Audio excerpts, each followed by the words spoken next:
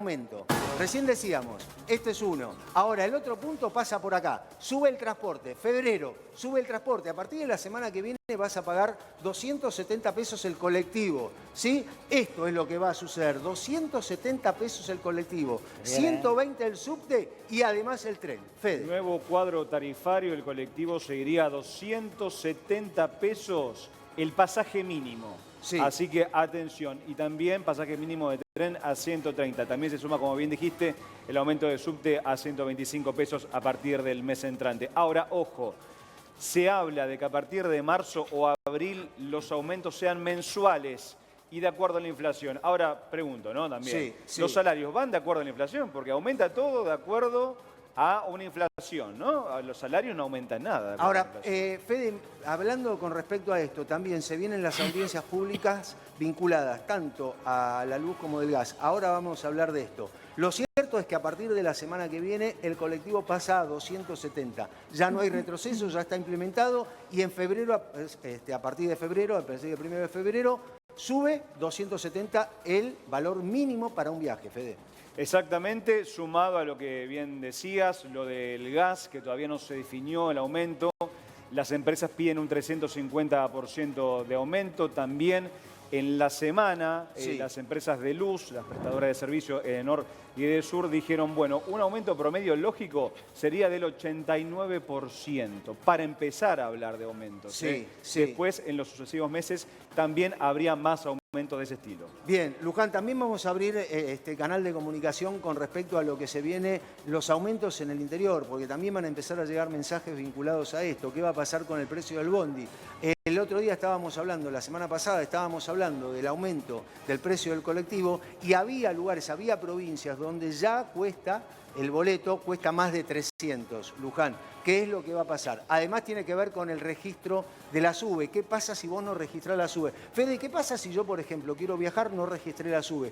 ¿Cuánto voy a tener que pagar si no registré la SUBE en su debido momento? Tarifa plena, 430 pesos. Así que atención, hay tiempo, se estira el plazo para registrar tu SUBE hasta el mes de abril. Quizás si hay un porcentaje de la población que no registró la SUBE, quizás se pueda posponer un mes más. Bien, ahora también, ¿cómo se va a hacer el registro de la SUBE? Porque hay que registrarse, ¿sí? Hay una aplicación, vos te tenés que anotar, tenés que poner tus datos. Esto es lo que tiene que suceder con respecto a de lo que es el registro de la SUBE. ¿Cómo vas a hacer vos para tener tu SUBE a tu nombre y no tener que pagar los 400 pesos que decía recién Fede? ¿Cómo hay que hacer, Fede, con respecto a esto?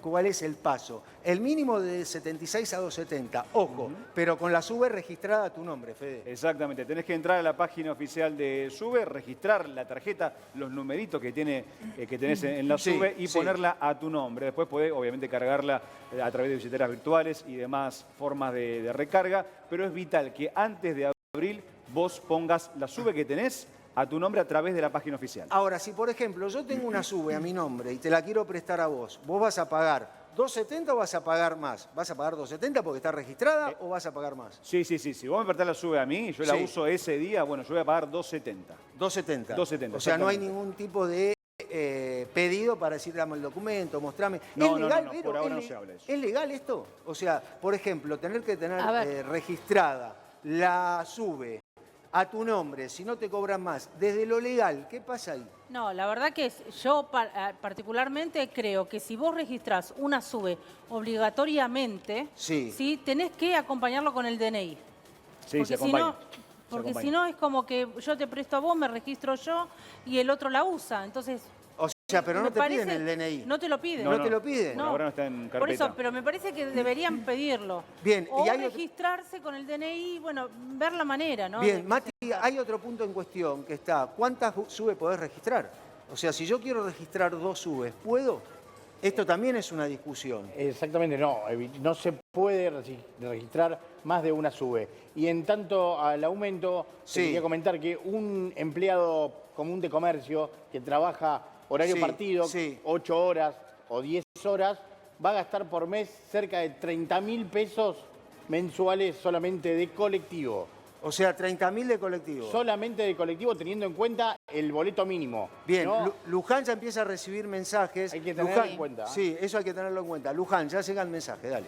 Sí, al 11 44 09 8853. Con respecto a la página para registrar la tarjeta SUBE, muchas veces dice que no funciona. Sí, es verdad, yo la quise registrar y tuve que intentar 2 veces para ingresar porque se cuelga la página. Puede ser que ante este anuncio la gente esté constantemente tratando de actualizar. Bueno, acá nos dicen que en el partido de Pinamar el boleto mínimo está 900 pesos.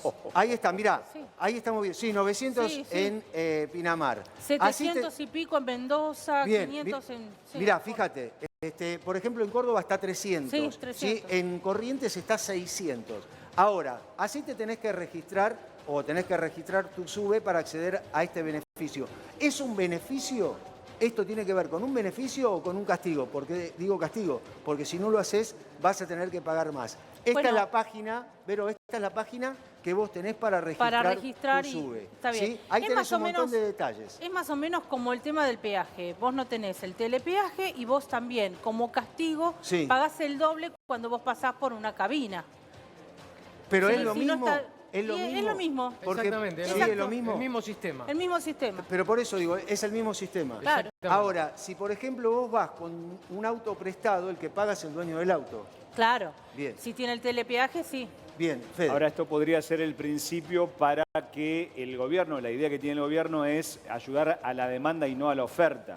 ¿Sí? O sea, quizás es un primer paso registrar y que cada uno tengamos una SUBE para quizás el día de mañana sea más personalizado el tema del subsidio. Bien, Luján, además es importante, ¿no? Por el tema de seguridad también me parece importante el registro, ya que hay seguimientos de personas cuando hay desaparecidos y demás, me parece que está Pero el tema pasa, bueno. vos registrás, pero vos registrás una SUBE a tu nombre, me la das a mí y yo me la llevo y la uso yo. Este es el punto. Luján, hay más mensajes. Dale. Sí, la gente nos está contando en el interior del país, en varias localidades, cuánto está el boleto, por ejemplo. En Bahía el pasaje está 375. 375 en Bahía Blanca. En Puerto Iguazú está 450 el precio del colectivo, por ejemplo, en Puerto Iguazú. Y así nos van diciendo en el interior del país la mayoría de que el pasaje está mucho más caro que en la ciudad de Buenos Aires. Bien, no hay paridad, pero una diferencia, Luján, me parece que tiene que ver que en Misiones o en Posadas, lo que estábamos diciendo recién, para ir a trabajar tomás un transporte. Y lo que decía Fede recién, que muchas personas que trabajan en el AMBA necesitan tomar 2 o 3 transportes, o hasta 4 transportes, Fede. Claro. Esto es lo que decía también Mati con respecto a los 30.000 pesos de gasto. Si bien hay descuentos, si tomás colectivo, tren y subte, que mucha gente, muchísima gente se toma para llegar a su trabajo 3 medios de transporte, hay descuentos. Digamos, es cierto, igualmente la suma te da, como bien dice Matías, 20.000 o 30.000 pesos por mes y puede seguir acrecentándose. Y sigue el beneficio de lo que es el segundo viaje en ese periodo de 2 horas al 50%. Mirá, en La Plata, de donde yo soy, no hay ningún barrio de la periferia de la ciudad de La Plata que tomándote el colectivo al centro, que es el lugar donde trabaja mucha gente, el boleto siempre es más del mínimo.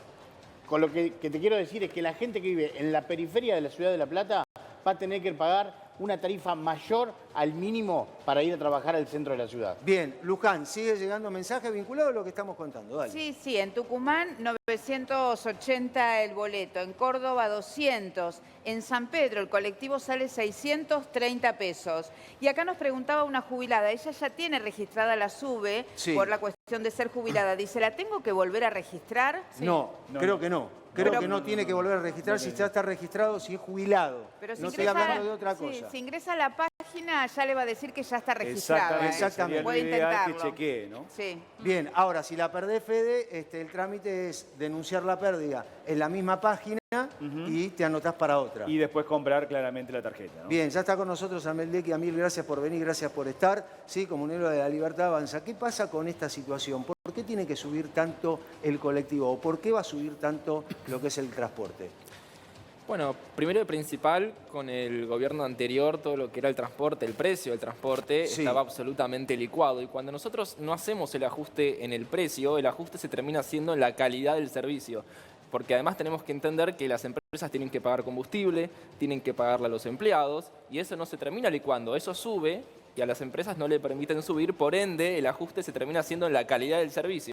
Esto pasa en los colectivos, pasa en los trenes, pasa en la electricidad, en el gas, en el agua, o sea, es un problema muy grande y que nosotros tenemos que sincerarlo para mejorar la calidad del servicio y realmente, como decía él, yo lo escuchaba antes, el tema de la demanda es tal cual, porque esto de registrar la tarjeta es fundamental porque en un futuro te va a permitir sectorizar los subsidios, porque ¿qué pasa? Con este sistema actual tarifario, sobre todo con el tema de los colectivos, hay mucha gente que quizás podía pagar mucho más de lo que estaba pagando y hay mucha gente que no, pero ahí te genera una distorsión. Entonces, si vos lo tenés registrado, en el día de mañana vas a poder sectorizar y detectar quién es el que realmente lo necesita y ahí subsidiar. O sea, la idea es el que gana más, que ya tiene registrada la SUBE, Fede, corregime, el que gana más en un periodo más largo va a pagar más. Y mientras Digo, tanto, más largo en el sentido del tiempo, no me Lo refiero al importante recorrido. Esto es lo que va a suceder. Lo importante es detectar quién realmente necesita el subsidio y quién no lo necesita, que es lo que no estaba pasando en la actualidad. Bien, Fede. Sí, es cierto esto que dice Amiel, que obviamente que las tarifas estaban bajas y demás, pero acompañado de una inflación del 25% en un mes, se habla de que en enero va a haber 20%, que te va a aumentar la tarifa de luz y gas, que es cierto, vamos a decir una cosa, que la gente paga relativamente poco el servicio, sí. Ahora, tampoco digamos que el servicio es bueno, porque las empresas no pudieron invertir en el periodo de tiempo, tuvieron grandes ganancias y no lo hicieron. Y a cada rato se corta la luz. Bien, Mati. No, me interesaría saber quiénes de todos los que usan el transporte público pueden pagar una tarifa mayor y otra menor. ¿Cómo lo detectamos?